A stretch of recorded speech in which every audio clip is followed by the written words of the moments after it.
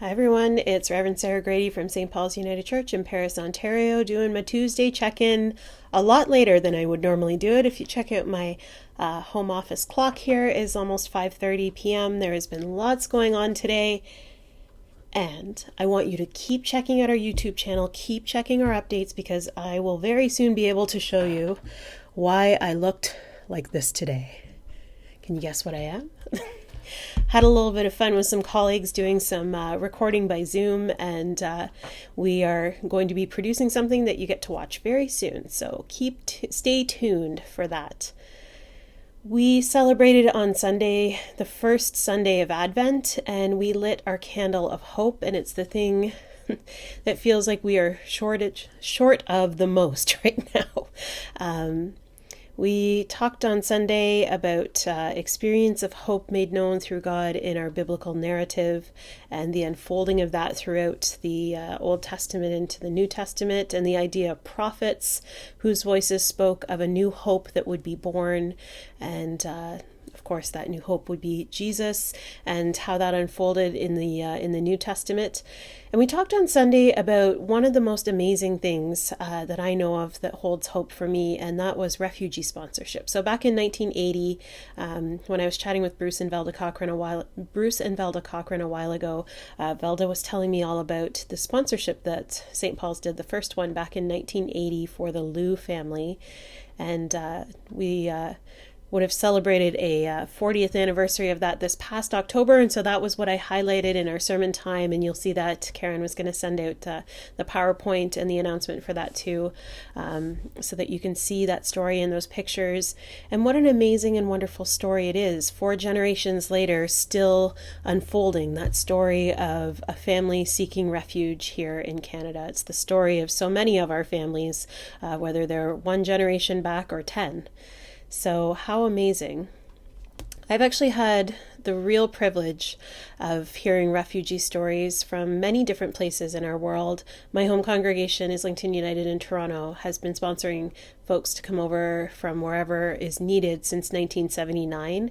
And there's often on a Sunday after they've arrived, folks who want to share their story during our service of worship, or I've had the opportunity to just sit down with people and talk to them about their experience from where they're from, or their experience of coming here to Canada, or life in Canada once they've kind of settled in.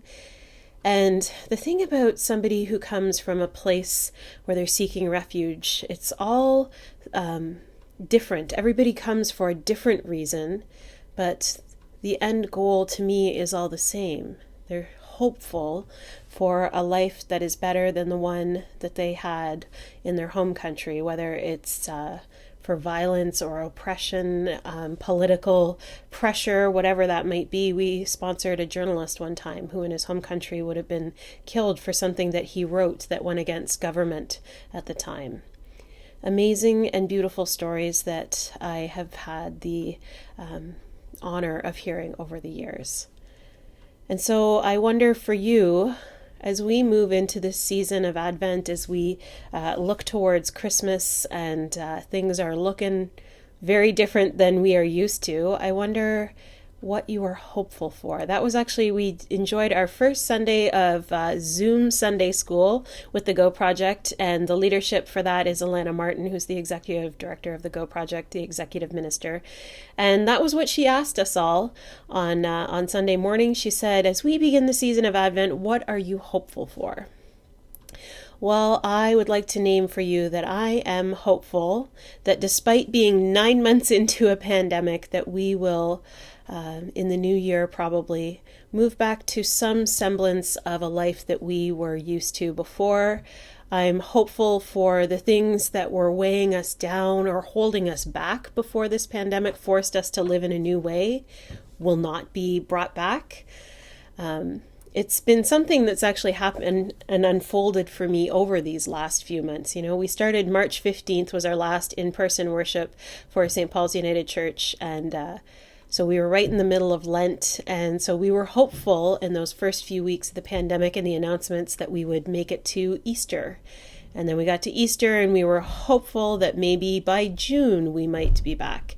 And then we made it to June and it became quite clear that it wasn't going to happen just yet. And so we had some outdoor worship over the summer. We continued with our online content and we held out hope and we brought back some hope for in-person worship in September, but we're still operating under very strict health code guidelines and doing so to keep people safe. So I am hopeful for a time not too far down the road when I'll be able to hug whoever I want, when I'll be able to stand and chat with somebody without a mask as a barrier. I am hopeful and I continue to hold on to that hope in this season of Advent as we enter into a space of preparation and expectation. And so even amidst all of the things that are going on, all of the craziness of this world right now, I wonder, what are you hopeful for in this season?